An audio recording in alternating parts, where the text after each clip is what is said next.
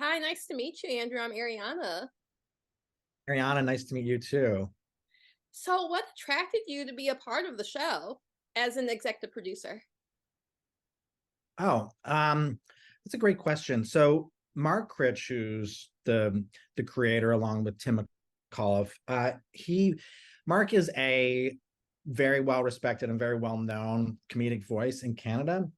He is on one of Canada's longest running political satire show here. He's the star of that. He's been on that show for 20 years. So he's become a household name. People know him in Canada, not just people watching TV, but also politicians and industry leaders and this sort of thing. So he has a very high profile, and he wrote a memoir a couple of years ago called Son of a Critch that became a bestseller.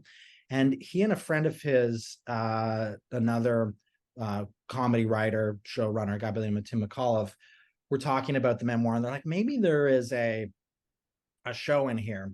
Let's explore that.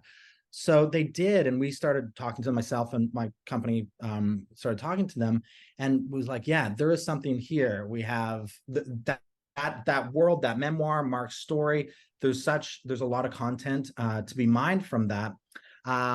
It checked a lot of boxes in terms of it being funny and heartfelt and multi-generational, taking place in a very specific moment in time and a very specific part of the country.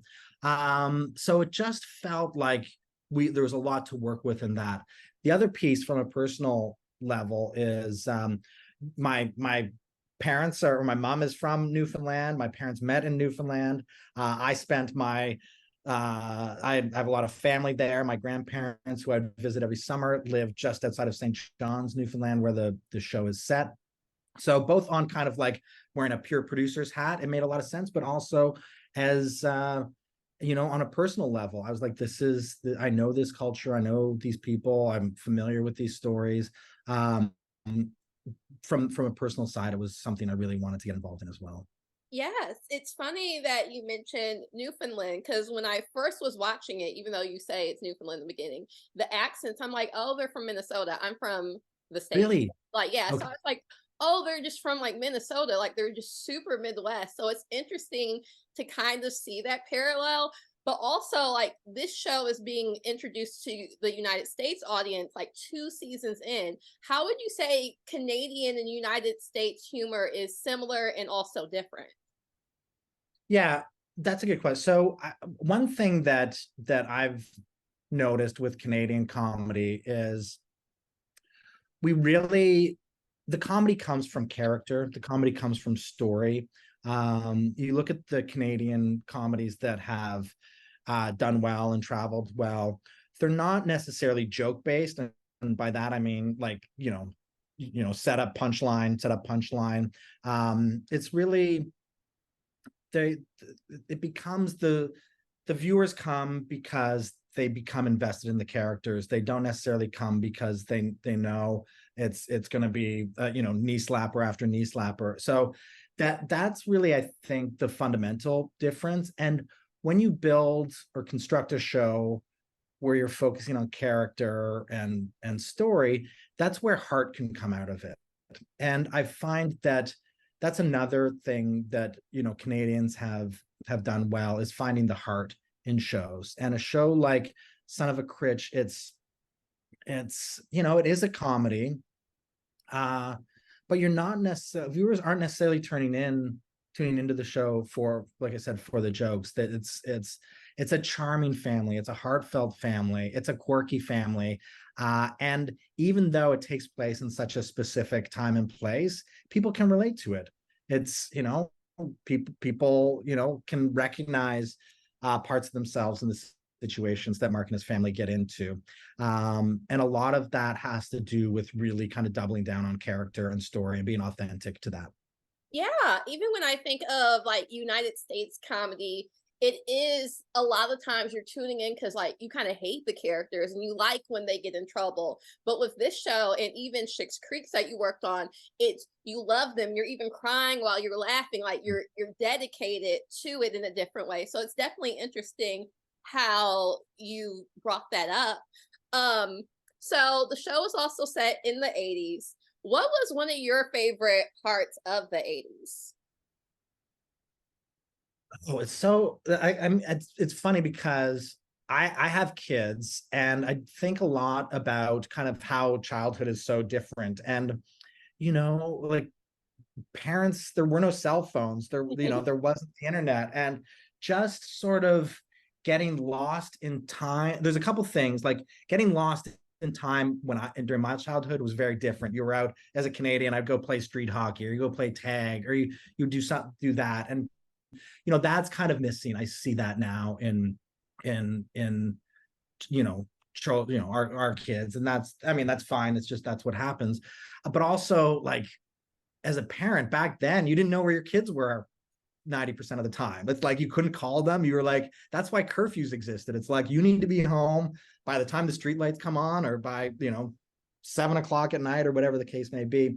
So there is that there was that freedom as a kid back then. I also remember like going biking and like who could make the biggest bike jump. And it's like now I think about that, it's like nobody wore helmets. Nobody wore like, getting hurt was part of it.